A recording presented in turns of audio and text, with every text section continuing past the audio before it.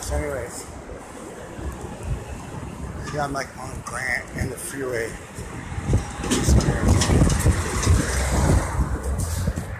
It's pretty cool here. Feel like coming off that money, especially when you need a little bit. And I know they got some because gas is cheap here. You know what I'm saying? I mean, it's a little cheap, but it's like $2 a gallon, $1.99.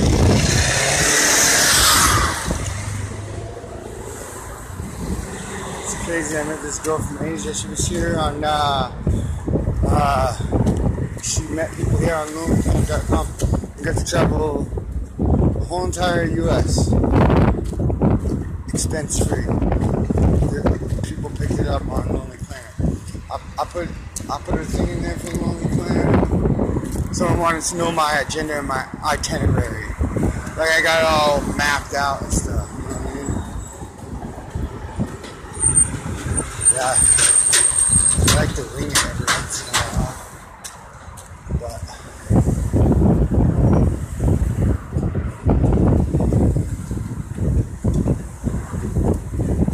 it's pretty cool. She mentioned how terrible the food is here. Like, it tastes good, but it's not healthy for you. Yeah, it's part of that system. Disease. I don't think it's any coincidence that we grow food on farms and then after you attain diseases from the food on the farm, go to the farm assist. Yeah. I don't know, man. We shouldn't mess with the food. Like, they'll try to tell you that too. Like, oh, cancer's in all of us. It's just an active gene. She told me, like, the creator killed everything, put a disease in us. It only continues the cycle of death. Yeah, like there's no end to it. Like when everything's dead, then it's like, oh, there, the creator's work is done. He only created so he can destroy. Sounds like some God stuff. Like I am the creator and the destroyer.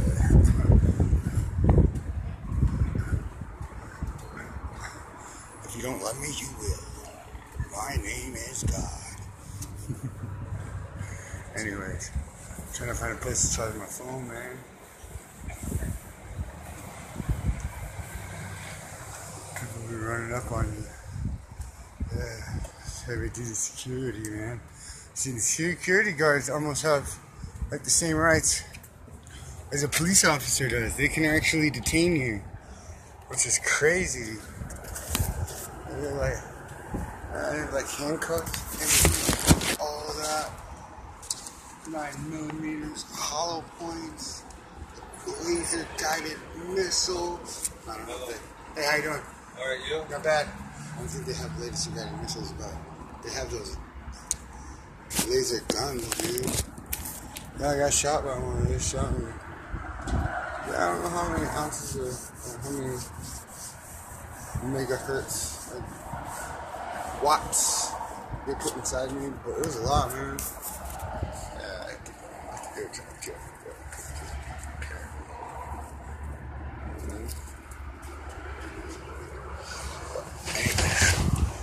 That's the big problems in this country. Yeah, I ain't trying to be one of them either. You know what I'm saying? Like, I'm pretty sure, like, at one point in time, like, we had our instructions and we were, like, following our instructions by, like, some sort of, in layman's terms, greater power.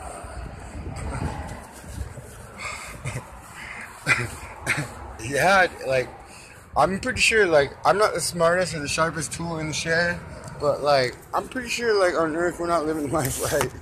Something's wrong. And I don't think it's the wanderer or the homeless person that's, like, contributing to the problem. It's like it's a way of thought. Yeah.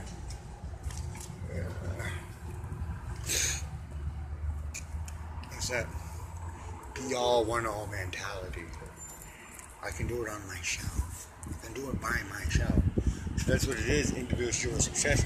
It wants you to be individually successful, so when it's failure, you can always be a failure on an individual level. You don't have to look at the social systems and structures to like remedy your failure, right? Because it's all about your individual inspiration. Or what's that called? Yeah, you only fail because of your lack of motivation. You only fail because you're a loser by design. It's in your genes to be an idiot. You understand that? You can't overcome that. Yeah? Right? People get locked down in these trains of thought. Right?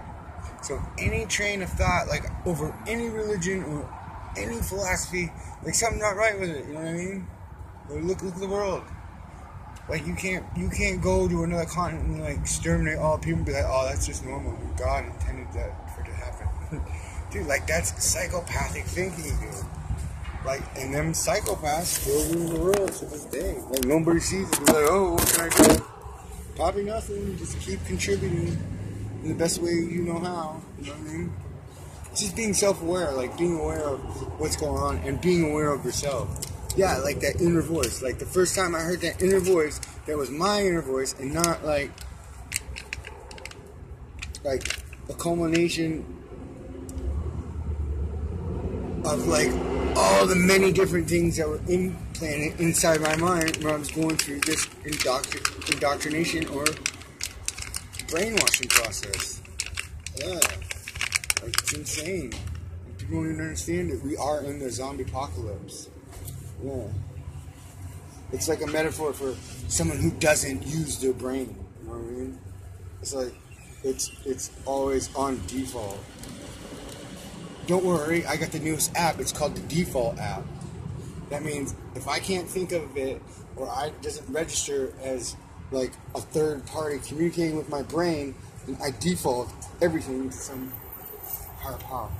Yeah. So I'm just saying, if there's that many people at default, dude, and everybody got their instant download to their applications file, the people who are like in control of that default process, something wrong with them because it's not right. Because like I would say like 91% of people are on default. So that makes 1% like no, you know what I mean? They know what's going on, and then you got 1% that don't care.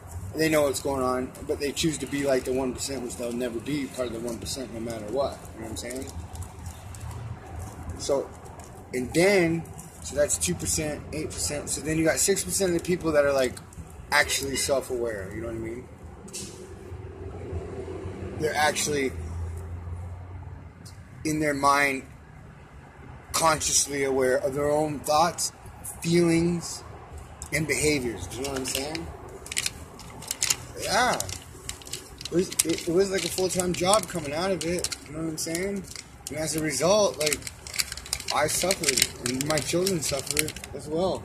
Like, you can't be living in truth and then, like, accepting the lie, you know what I'm saying? Like, it kind of stems back to, like, this is like thrown in your face because I don't know if it was Jesus, but one of them people said you can't have two masters. What they were saying is you can't like entertain this spiritual world which we're trying to give you and then walk in the material world, right? You can't desire spiritual things and material things. You can't have two masters. But they have intricately